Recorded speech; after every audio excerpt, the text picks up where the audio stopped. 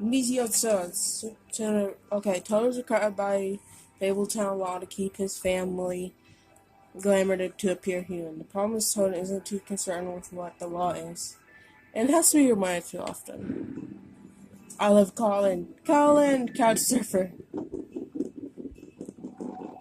He's known as one of the three little pigs back in the homelands. They were harassed by the big bad wolf who blew down Colin's house of straw. After the Exodus, Colin and the other fables who couldn't pass for human were sent to live on a farm upstate in New York. Unable to stand such a boring life, Colin constantly made trips down to Fabletown to bother Bigby.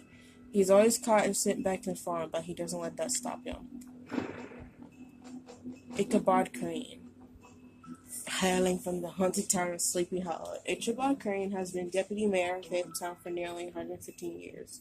Crane is a bundle of nerves and takes his job very seriously. But that doesn't mean he always does it well. As one of Fabletown's elite, Crane is often blind to the troubles of less well-off citizens.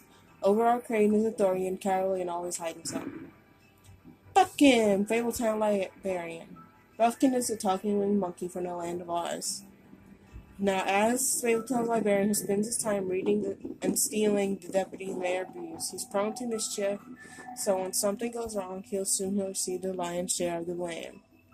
He's helpful and wants to be, but most of the time he'd rather be drinking. Someone would have fired him a long time ago, but he's the only one who can make sense of the fighting system.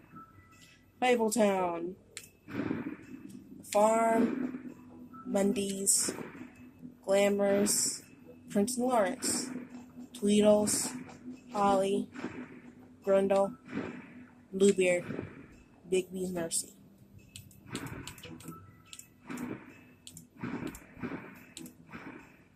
Fabletown's a community located at Bullfinch Street in Manhattan, Upper West.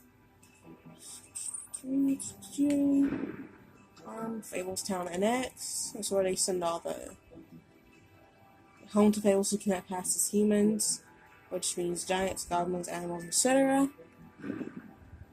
Mundies, short for mundane. Mundies a catch-all term that fables use to refer to all non-magical inhabitants of their adopted home.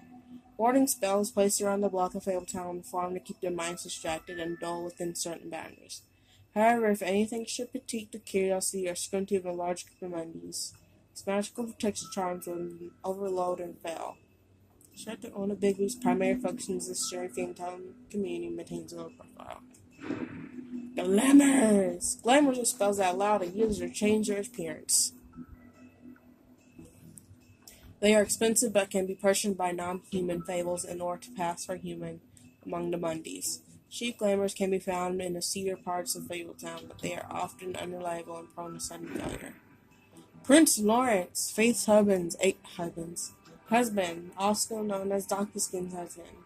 After escaping the homelands, Prince Lawrence and his wife Faith immediately fell victim to the harsh realities of the mundane world.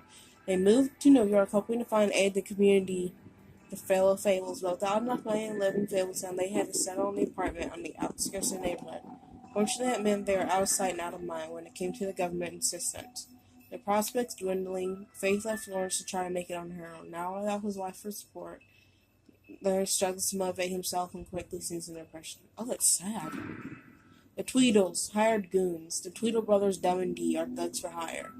They appear human, allowing them to carry out their contracts in the Mundy world without dark suspicion. They are several as they are ruthless. Holly, Trip Trap Boner. Holly is a no-nonsense kind of troll. Damn, she is a troll. She has a tattoo. Trip Trap Bar. She's glamour to appear human, but her patrons know better. Holly takes good care of her regulars, often the downtrodden fables with little to spare. But she has no patience for the Fabletown government that has done nothing to locate her missing sister. Grindle, Drifter. Grindle just wants to be left alone. In the old days he terrorized Norse Mead halls, but lately he can be found occupying a stool in various quiet dumping bars around New York City. He hates the noise of the city, but he must work there to afford his glamour. Despite his gruff bearing, he's fiercely loyal to those who would learn to offer him the space and silence his desires. Talking to him is like watching a time bomb tick. It's only a matter of time. Bluebeard, wealthy scoundrel. Bluebeard managed to escape the homelands with his riches intact and continues to be one of the wealthiest fables in New York. The Fabletown government depends on his generous contribution, and he often uses this influence for his own benefits. As a former serial killer, he claims his days of captivating his brides are over, but even if he was able to leave his violent ways in the homelands, that hasn't stopped him from making an occasional trip down to Cricket Lane. Bigby! Bigby's Mercy. In the days leading